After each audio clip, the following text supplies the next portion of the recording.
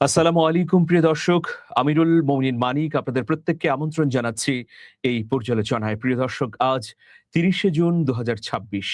আমাদের আজকের পর্যালোচনার বিষয় হচ্ছে ভারতে ঢুকে হঠাৎ এসব কি করছে সেনাবাহিনী। এই মুহূর্তের পাওয়া খবরের উপর বিশ্লেষণ। আশা করছি আপনারা শেষ পর্যন্ত থাকবেন। ভারত এবং চীনের মধ্যে দ্বন্দ্ব নতুন নয়। সীমান্ত সমস্যা থেকে শুরু করে নানা ধরনের সংকট দুটি দেশের মধ্যে রয়েছে। তবে সাম্প্রতিক সময়ে এই উত্তেজনা খানিকটা বেড়েছে। সেটা নিয়েই আজকের আলোচনা এবং খবরের বৃত্তান্ত। ভারতের অরুণাচল প্রদেশের আন্তর্জাতিক সীমান্ত সংলগ্ন আপার সুবানসিরি জেলায় চীনা সামরিক বাহিনীর অনুপ্রবেশ নিয়ে তীব্র উদ্বেগ প্রকাশ করেছে স্থানীয় নহ উপজাতি সম্প্রদায়।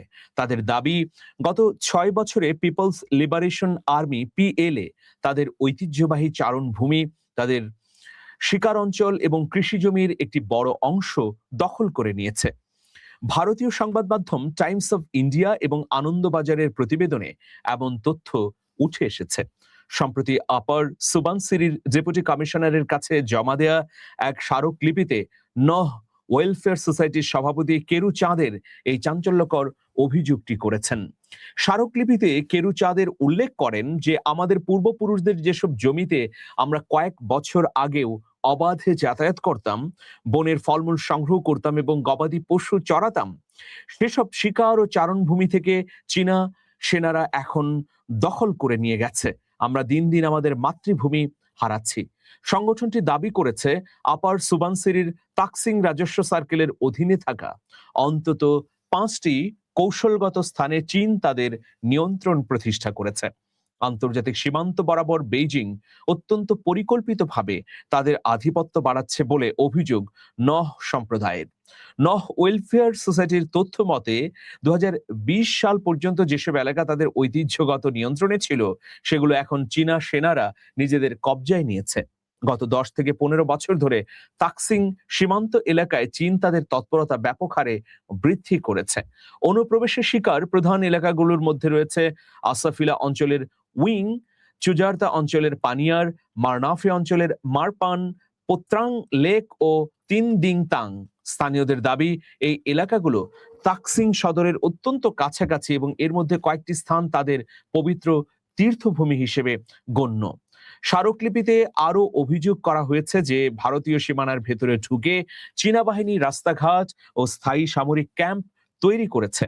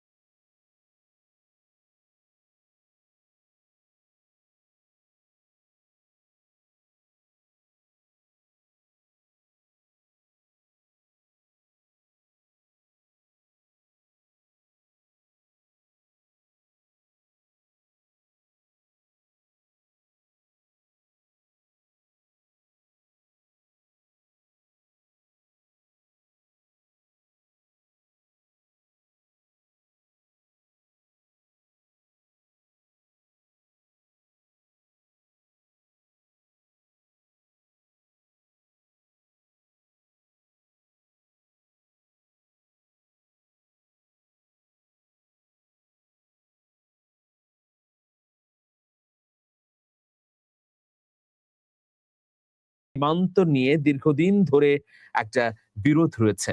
এরকম বিরোধপূর্ণ জায়গায় এখন চীন তাদের সামরিক ঘাঁটি তৈরি করছে। তবে বেইজিং এর কয়েকটি গণমাধ্যম বলছে যে, এই এলাকাটি মূলত চীনের নতুন উদ্ধারকৃত অঞ্চল। মানে তারা বলছে যে, আগে এটা চীনের অঞ্চলই ছিল, কিন্তু নানাভাবে ভারতীয় এলাকার অধিবাসীরা এই অঞ্চলটি দখল করে নেয়। পরবর্তীতে চীনা সেনাবাহিনী এগুলো উদ্ধার করে নিজেরা প্রতিরক্ষা ঘাঁটি তৈরি করে। দেখুন, চীন এবং ভারতের মধ্যে সীমান্ত উত্তেজনা নতুন কিছু নয়।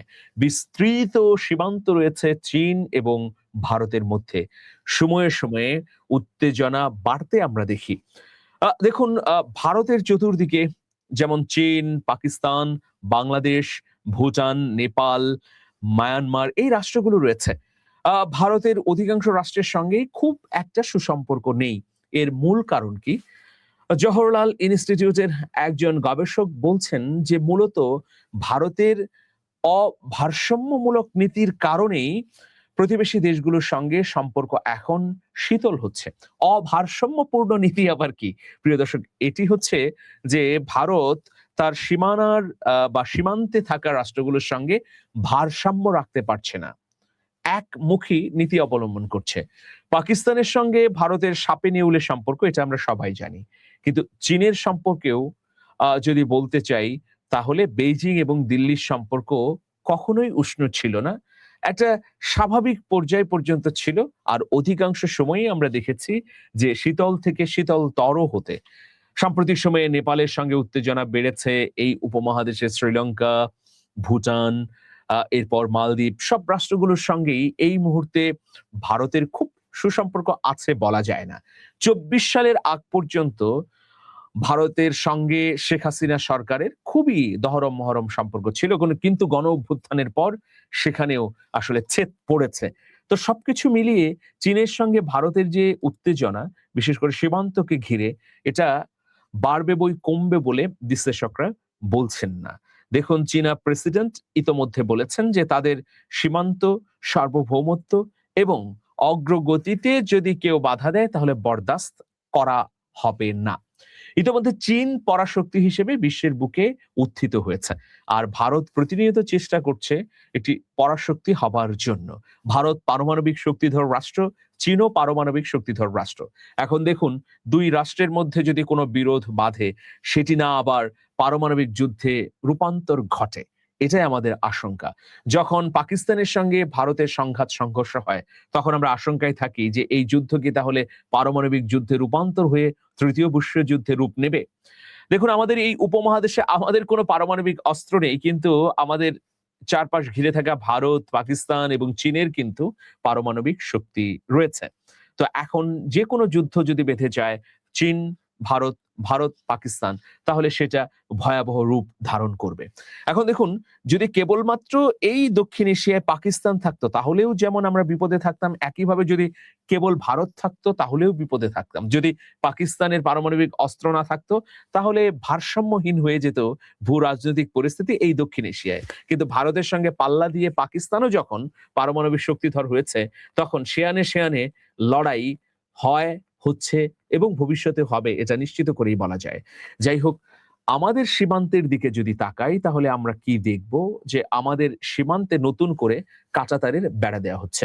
এতদিন ধরে ভারতের বিজেপি সরকার অভিযোগ করে আসছিল যে পশ্চিমবঙ্গ সরকার কেন্দ্রীয় সরকারকে জমি দিচ্ছে না। কিন্তু এখন পশ্চিমবঙ্গে বিজেপির সরকার প্রতিষ্ঠিত হবার পর কেন্দ্রীয় সরকারকে জমি দিচ্ছে। বাংলাদেশের সঙ্গে লাগোয়া বিস্তীর্ণ সীমান্তে ভারত কাঁচাতারের বেড়া দিচ্ছে। যদিও কাঁচাতারের বেড়া নিয়ে আন্তর্জাতিক বিধিনিষেধ আছে। আমাদের যে এই উপমহাদেশের আইন আছে সীমান্ত সংক্রান্ত, সেই আইনেও কিন্তু সুস্পষ্টভাবে বলা আছে যে যদি কোনো রাষ্ট্র তার সীমান্তে কাঁটাতারের বেড়া দেয় তাহলে কতটুকু জায়গা ছেড়ে দিতে হবে, আবার প্রতিবেশী রাষ্ট্রটির সঙ্গে আলাপ আলোচনার ভিত্তিতেও সেটি করতে হবে। কিন্তু আমাদের বিজেপির পক্ষ থেকে একটা ভয়াবহ অভিযোগ উঠেছে যে বিএসএফ কোনো ধরনের আলাপ আলোচনা ছাড়াই সীমান্তে কাঁটাতারের বেড়া দিচ্ছে। যদিও এই বেড়া ভারতের সীমান্তেই দিচ্ছে, কিন্তু তবুও যে রাষ্ট্র আছে সেই সীমান্তের সঙ্গে সেই রাষ্ট্রের যথাযথ কর্তৃপক্ষের সঙ্গে কথা বলা এবং সেই পরিপ্রেক্ষিতে ব্যবস্থা নেওয়াই হচ্ছে আইনের পথে চলা। কিন্তু এখানে আমরা ব্যত্যয় দেখছি। তো প্রিয় দর্শক, আমরা প্রত্যাশা করি যে প্রতিবেশী দেশ হিসেবে ভারত আমাদের সঙ্গে সুবিবেচনা করবে। কারণ ওই যে কথায় আছে যে ইট মারলে পাটকেল খেতে হয়। দেখুন, আমাদের উজানে ভারত থাকার কারণে আমাদের প্রত্যেকটা আঞ্চলিক এবং আন্তর্জাতিক নদীর উপরে ভারত বাঁধ দিয়ে রেখেছে। এক ফারাক্কা বাঁধের কারণেই তো আসলে মরণ অবস্থা তৈরি হয়েছে পুরো উত্তরাঞ্চলে। তো ফারাক্কা বাঁধ দেওয়ার পরে বাংলাদেশের মানুষ বিভিন্ন সময়ে প্রতিবাদ করেছে। এমনকি খোদ পশ্চিমবঙ্গের মানুষ এটা বলেছে যে বাংলাদেশকে পানির ন্যায্য হিস্সা বুঝিয়ে দেওয়া উচিত দিল্লির। বাংলাদেশের মানুষেরও পানি পাওয়ার অধিকার রয়েছে। এটা কিন্তু ভারতের পশ্চিমবঙ্গ মানুষেও মনে করে। কিন্তু আমরা দেখেছি যে দিল্লির নীতির কারণে সেই পানির ন্যায্য হিস্যা এখন পর্যন্ত ঢাকা বুঝে পায়নি। তাহলে কি হলো যে এখন আমাদের ব্রহ্মপুত্র নদী প্রবাহিত হয়েছে, এই নদীটির একেবারে উৎপত্তি স্থল হচ্ছে চীনে। চীন কিন্তু এই নদীর উপরিভাগে এখন বাদ দিচ্ছে। এটা নিয়ে ভারত আবার ব্যাপক আকারে হইচই করছে। এই নদীর যে অংশটুকু ভারতে রয়েছে সেখানেই কিন্তু বাদ দেওয়া হয়েছে, মানে উজানে বাদ দেওয়া হয়েছে। আমরা অনেক কথা বলেছি, তখন তারা কর্ণপাত করেনি। কিন্তু এখন চীন ভারতের উজানে বাদ দিচ্ছে, মানে ভারত ক্ষতিগ্রস্ত হবে। আমরা যেভাবে ক্ষতিগ্রস্ত হয়েছে, যেভাবে আমাদের অঞ্চলগুলো মরুভূমিতে পরিণত হয়েছে, ভারতও হবে। ওই যে বললাম যে ইট মারলে পাঁচকেল খেতে হয়। সুতরাং আপনি যদি আপনার সীমান্তবর্তী দেশের সঙ্গে প্রতিবেশী সুলভ আচরণ করেন, তাহলে আপনি এই নৈতিকতার উপর ভিত্তি করে প্রত্যাশা করতে পারেন যে আপনার সঙ্গে থাকা অন্য রাষ্ট্রগুলো সুবিবেচনা প্রসূত আচরণ করবে। কিন্তু সেখানে প্রতিনিয়তই আমরা ব্যত্যয় দেখছি। ভালো থাকবেন দর্শক, শুভেচ্ছা নিরন্তর। আল্লাহ হাফেজ।